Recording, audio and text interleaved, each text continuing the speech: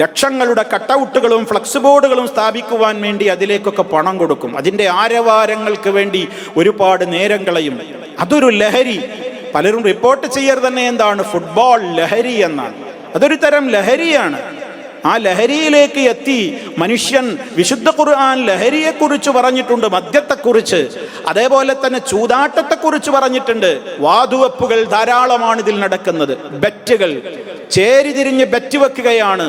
ഞാൻ മീശ പകുതി വടിക്കും, ഞാൻ തല മൊട്ടയടിക്കും, അതേപോലെ തന്നെ ഞാൻ ഇന്നത് ചെയ്യും, ഞാൻ അങ്ങനെ ചെയ്യും എന്നൊക്കെ. അതുപോലെ തന്നെ ഭീമൻ സംഖ്യകളുടെ പേരിൽ ചൂതാട്ടം, വാതുവെപ്പുകൾ, ഇങ്ങനെ 100 കൂട്ടം കാര്യങ്ങൾ. വിശുദ്ധ ഖുർആൻ പറഞ്ഞ ചൂതാട്ടം, അതേപോലെ തന്നെ മദ്യലഹരി, ഇതുകൊണ്ടൊക്കെ ഉണ്ടാകുന്ന ചില ഷർറുകൾ ഖുർആൻ രണ്ടിനെ കുറിച്ചും പറഞ്ഞെടുത്ത് പറയുന്നുണ്ട്. അതെന്താ? ഇന്നമാ യുരീദു ശൈത്വാനു അൻ യൂഖിഅ ബൈനകുമുൽ അദാവത വൽ ബഗ്ദാഅ ഫിൽ ഖംരി വൽ മൈസിരി വയസുദ്ദകും അൻ ദിക്രില്ലാഹി വഅനിസ് സ്വലാഹ്. ഖുർആൻ വളരെ കൃത്യമായി തന്നെ പറയാണ്. ഖംറിനെ കുറിച്ചും മൈസറിനെ കുറിച്ചും മദ്യത്തെക്കുറിച്ചും ചൂതാട്ടത്തെക്കുറിച്ചും പറയുന്നിടത്തുള്ള പറയാണ്, അതിലൂടെ സംഭവിക്കുന്ന ചില വലിയ അപകടങ്ങൾ എന്താണ്? ചെകുത്താൻ അതിലൂടെ അവൻ്റെതായ എല്ലാ പ്രവർത്തനങ്ങൾക്കും അവൻ കൃത്യമായി തന്നെ വലവീശും.